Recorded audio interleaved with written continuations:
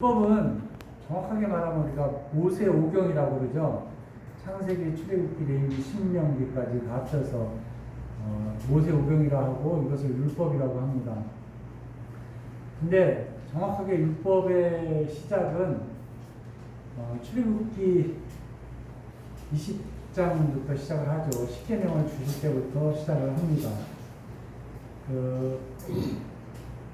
모세가 이스라엘을 이끌고 시내산에 이르러서 처음으로 하나님과 새로운 언약을 체결합니다.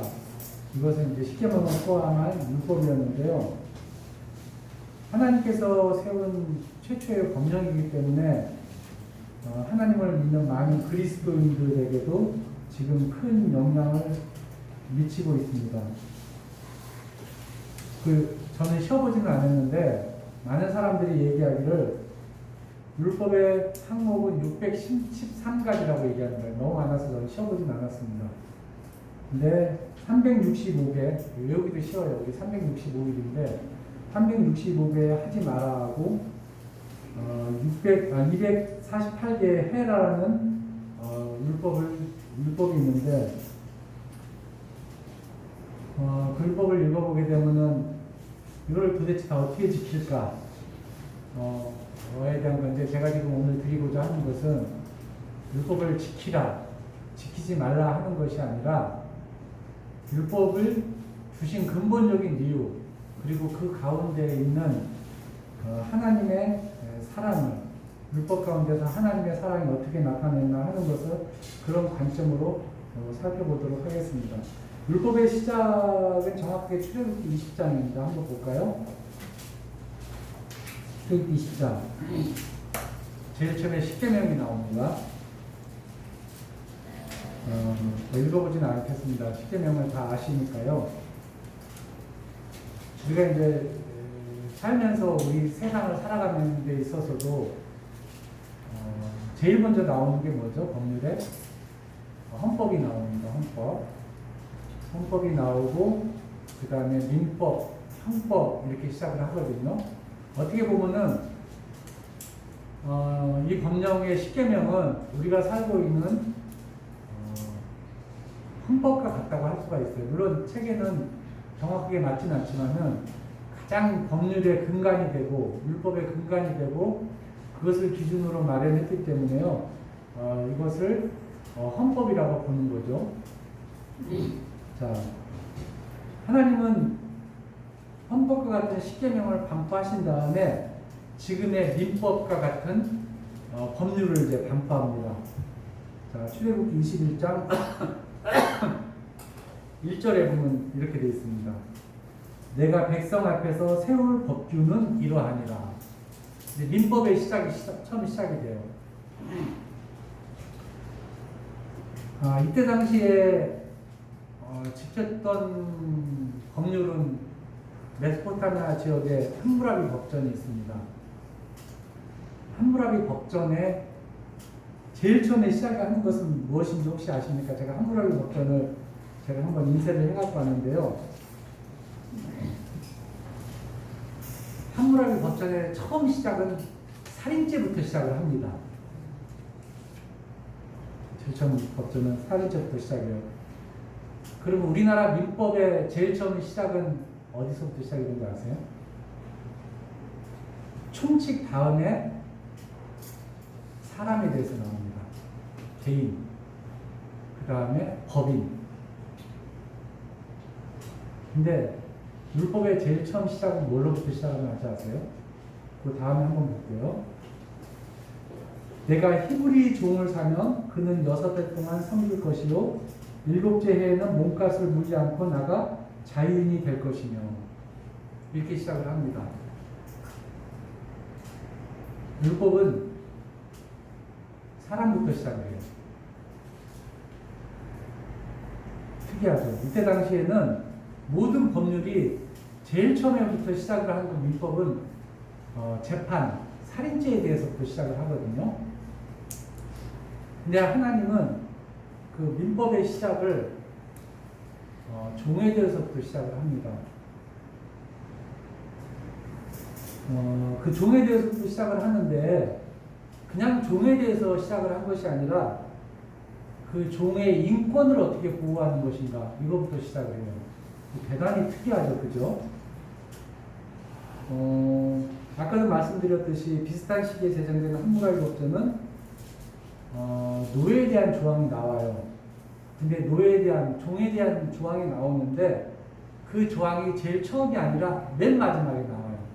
제가 한국관리법제는 살펴봤는데 맨 마지막에 나옵니다. 그리고 종에 대한 조항이 나오는 것이 그냥 율법에 나온 것처럼 종의 인권에 대해서 나온 것이 아니라 종이 누구의 소유인지, 소유권에 대한 얘기가 나옵니다. 그래서 종으로 인해서 분쟁이 생겼을 때 그 종이 누구 것이냐 하는 것이 나오죠. 그 종에 대한 인권에 대한 얘기는 단 한마디도 없습니다.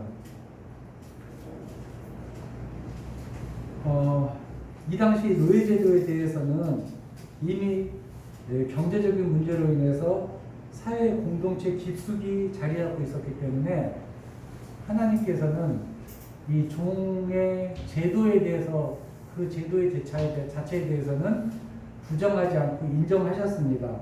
그런데 어차피 시대적으로 노예제도를 막을 수 없다면은 그 노예가 사람답게 살 수 있도록 그 노예 인권을 보호하는 조치가 필요했기 때문에요. 하나님은 그들을 보호하시기 위해서 율법의 가장 첫 부분에 언급하셨습니다. 하나님이 우리 인간을 어떻게 생각하셨는가 하는 것을 여실히 보여주는 대목이라고 할 수가 있습니다. 당시 동족으로서 종이 되는 것은 오직 경제적인 이유 때문이었습니다. 그 하나님께서는 종들의 인권을 보호하시기 위해서요, 이 처음에 쭉 읽어보시게 되면은요, 남종은 7년 동안 주인에게 봉사한 다음에 6년 동안 봉사한 다음에 제 7년에는 자유인이 되도록 배려하셨습니다. 그리고 또한 그가 장가들었으면은, 장가든 상태에서 종이 되었으면은 그 아내도 함께 제 7년에는 나가도록 하셨으니까, 그러니까 아내와 자식들하고 모두 함께 나가도록 하셨습니다. 다만 노예가 된 후에 주인이 아내를 주어서 자녀들이 출생했을 때는 그 자녀들은 주인에게 속하고 단신으로 나가도록 하였습니다. 자, 종이 된 다음에 결혼을 해서 그 주인하고 함께 사고 혼자 나가는 것, 이거는 너무 가슴 아픈 일이잖아요. 그래서 만약 그가 가족을 사랑해서 종으로 계속해서 살겠다고 선언하면 주인은 그 종을 재판장으로 데려가서 귀를 뚫고 종신토록 주인을 섬기도록 하셨습니다. 이처럼 종살이에 대한 모든 선택권은 주인이 선택하는 것이 아니라 종이 선택하도록 하셨어요. 그러니까 세상의 모든 종들이 평생 노예로 살아야 하고, 그리고 그 종에 대한 선택권도 주인에게 주어졌지만은 이스라엘의 종들은 내 자진해서 종으로 살 수 있도록 했고, 그리고 종으로 살 수 있는 그 선택권도 오직 종에게 주어졌습니다. 그리고 비인간적인 대우를 받도록 하셨고요. 제 7년에는 다시 자유인으로 될 수 있다는 그러한 희망을 가지고서 살 수 있도록 하셨습니다. 이것은 굉장히 혁명적인 일이죠. 이때 당시에 있을 수가 없는 일인데, 하나님께서는 종의 제도 자체는 인정하셨지만은 그들의 인권이라든지 그들의 삶을 보호하시기 위해서 율법에, 그것도 가장 첫 부분에 이처럼 혁명적인 조항을 두셨습니다. 여종은 남종과 달리 자유인이 될 수 없었는데요. 그것은 여종은 첩이었기 때문에 그렇게 했습니다. 그래서 여종은 세 가지의 경우를 들어서 인권을 보호하셨는데요. 첫째, 주인이 첩으로 데리고 살다가 싫어졌을 경우에는 속량하도록, 내보내도록 하셨고요. 둘째, 그 종을, 그 여종을 자기가 하는 것이 아니라 며느리로 맞았을 경우에는 딸같이 대우하도록 하셨고, 그리고 셋째로 다른 여인을 아내로 맞이할 경우에도 그 여종에게는 의복과 음식을 제공한 것은 물론이고 동침의 의무까지 다하도록 하셨습니다. 이것이 출애굽기 21장 그 뒤에 읽어보시면 8장에서 10절까지 쭉 나와 있습니다.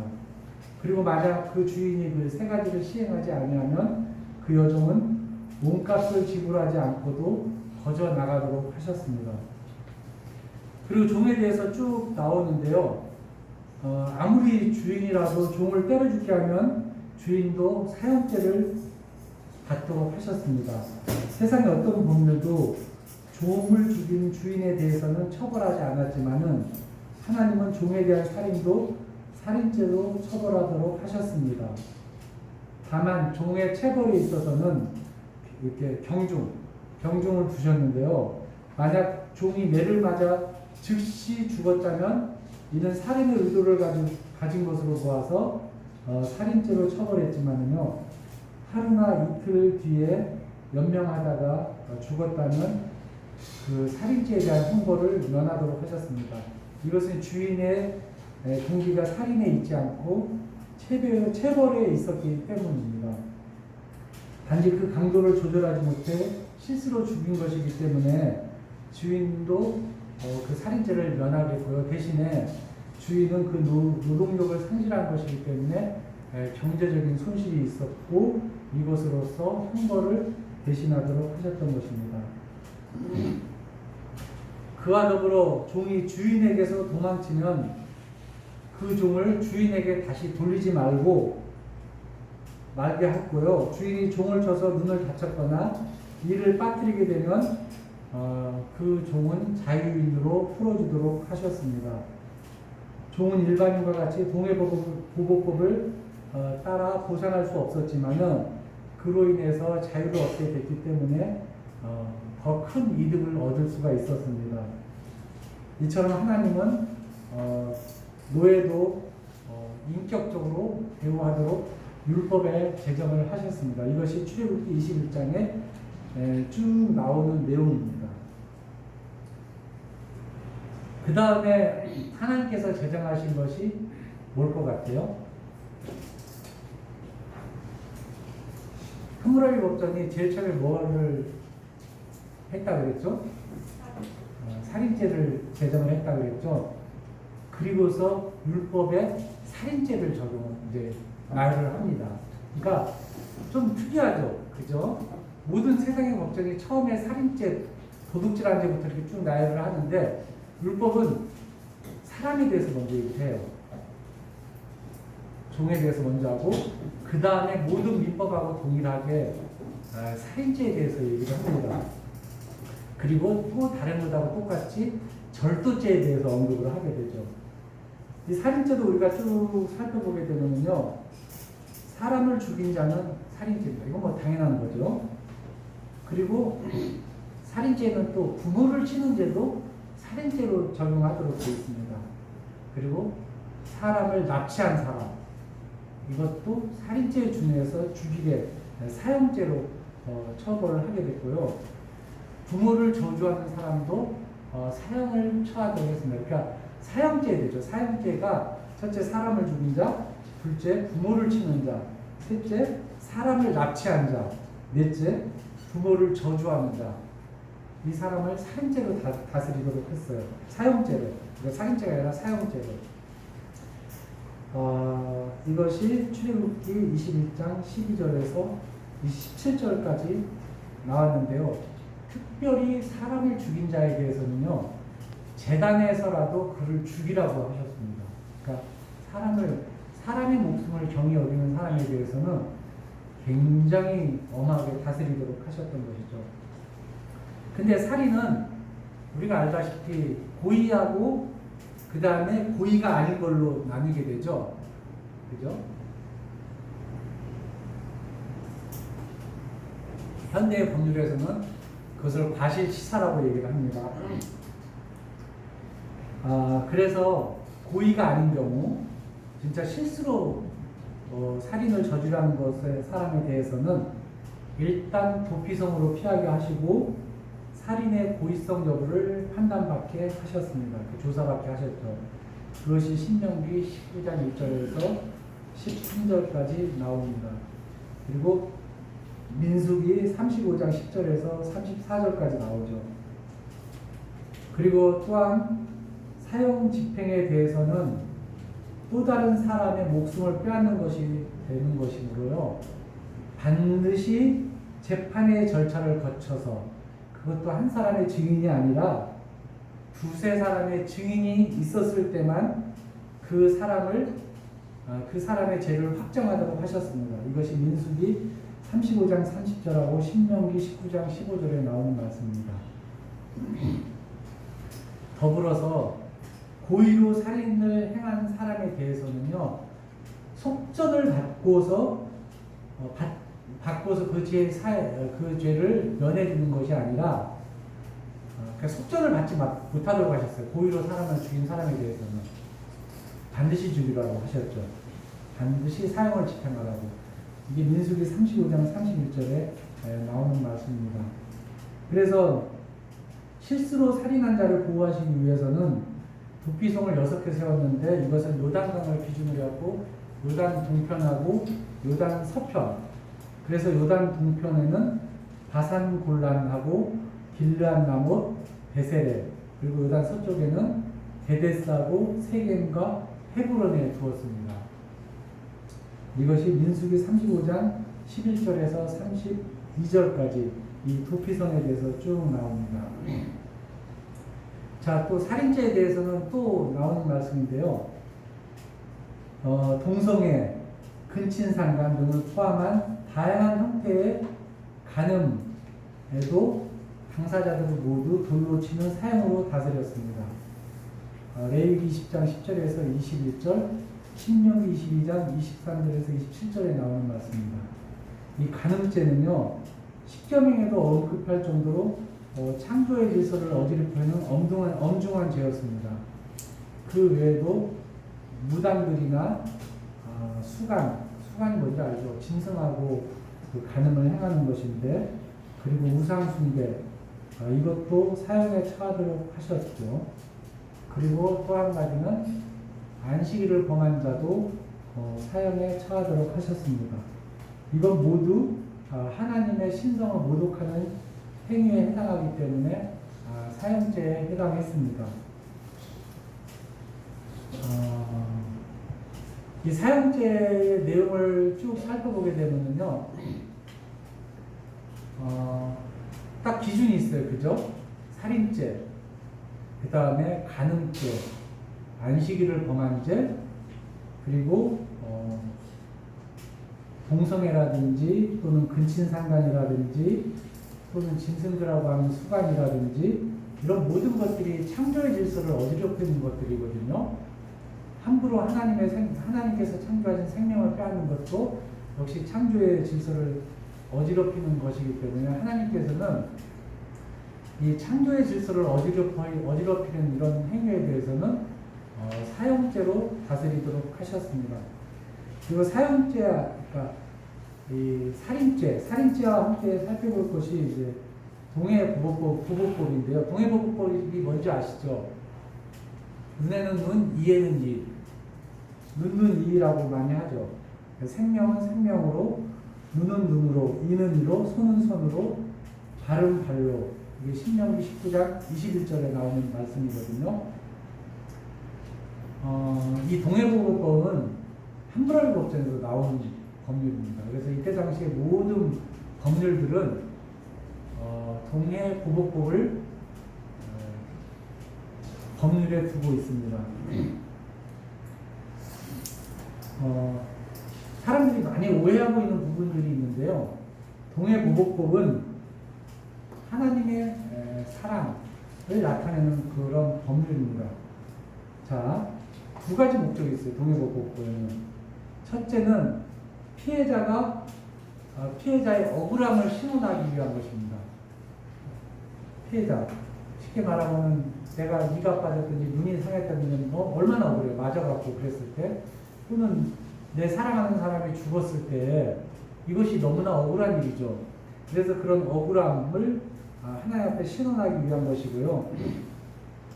두 번째는 가해자에게 자신의 잘못된, 그러니까 자신의 벌 이상의 벌을 받지 않기 위해서 만들어 놓은 법입니다. 그래서 우리가 보통 복수를 한다고 했을 때 어떤 일이 발생을 하냐 그러면요, 내가 누구를 쳐서 다쳤어.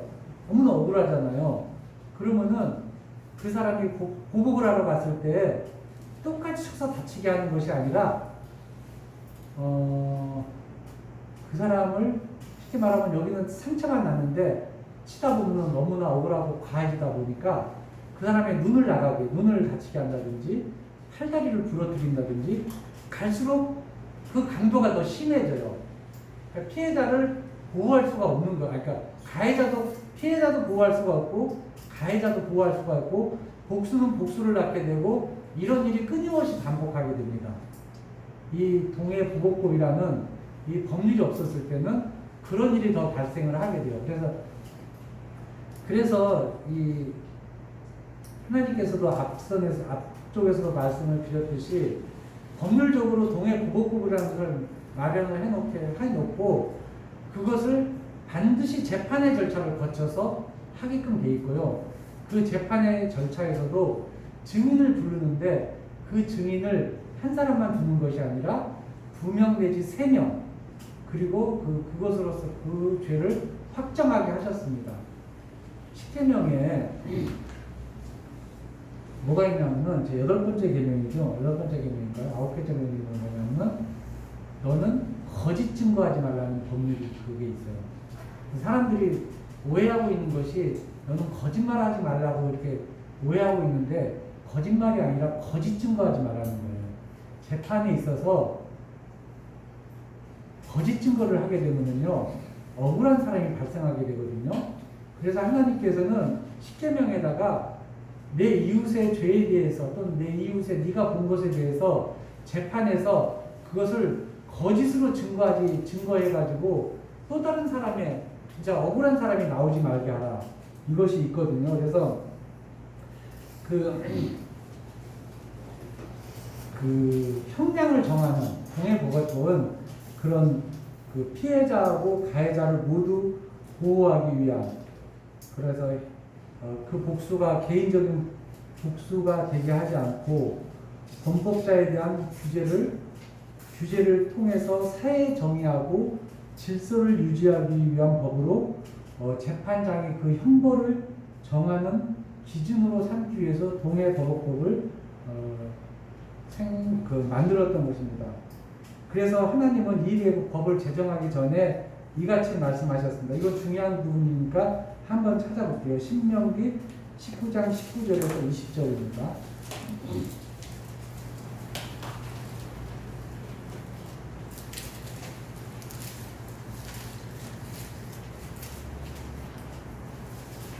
자, 신명기 19장 19절에서 20절. 그가 그의 형제에게 행하려고 꾀한 그대로 그에게 행하여 너희 중에서 악을 제하라. 이건 동해보복법이거든요. 그리하면 그 남은 자들이 듣고 두려워하여 다시는 그런 악을 너희 중에서 행하지 아니하리라. 이게 무슨 말이에요? 경계하기 위해서 세운 거예요. 이 동해보복법은 경계하기 위해서. 이것도 행하라고 너희 중에서 그대로 행해서 악을 제하라고 했던 것은 그것이 사적으로 행하라는 것이 아니라 재판장을 두고서 그 재판장에서 그렇게 하라는 것이었습니다.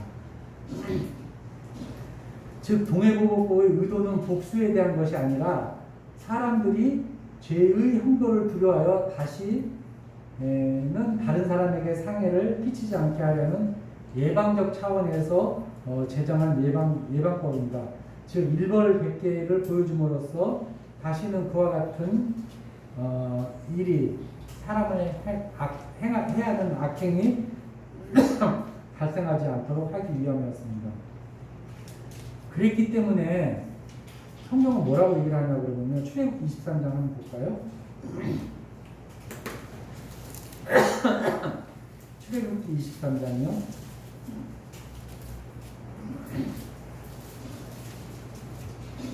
4절에서 5절. 네가 만일 네 원수의 길잃은 소나 나귀를 보거든 반드시 그 사람에게로 돌릴지며 네가 만일 너를 미워하는 자의 나귀가 짐을 싣고 엎드러짐을 보거든 그것을 버려두지 말고 그것을 도와 그 짐을 부릴지니라. 하나님께서는 그 죄만 미워하라고 하셨지 그 죄를 지은 사람까지 미워하라고 하지 않았습니다. 그래서 그 동해보고서 그 자체는 그 죄에 대한 징벌이지 그 사람에 대한 징벌은 아닌 것입니다.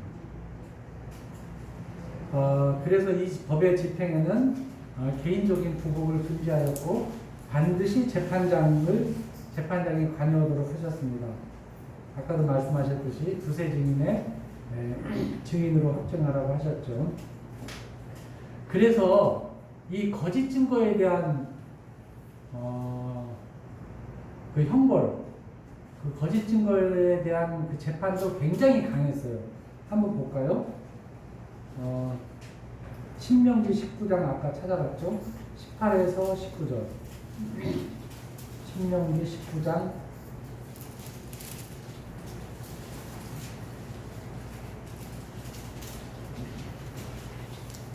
18에서 19절인데요. 재판장은 자세히 조사하여 그 중에 그 증인이 거짓 증거하여 그 형제를 거짓으로 모함한 것이 판명되면 그가 그의 형제에게 행하려고 표한 그대로 그에게 행하여 너희 중에서 악을 제하라. 무섭죠, 그죠? 그러니까 거짓 증거한 사람도 역시 똑같이 죄를 지은 사람하고 동일한 죄를 받도록 하셨습니다. 하나님은 이처럼 증인에 대해서도 막중한 책임을 지으셨는데요. 아까 말씀드렸듯이 10계명의 9번째 계명이죠. 9번째 계명으로 제정할 정도로 그 거짓 증거에 대한 그 부분을 굉장히 강조하셨습니다. 근데 예수님께서는요, 그 동해보고법 자체도 용서의 법으로, 사람과 용서의 법으로 승화하셨습니다. 마태복음 5장 38절 한번 볼게요.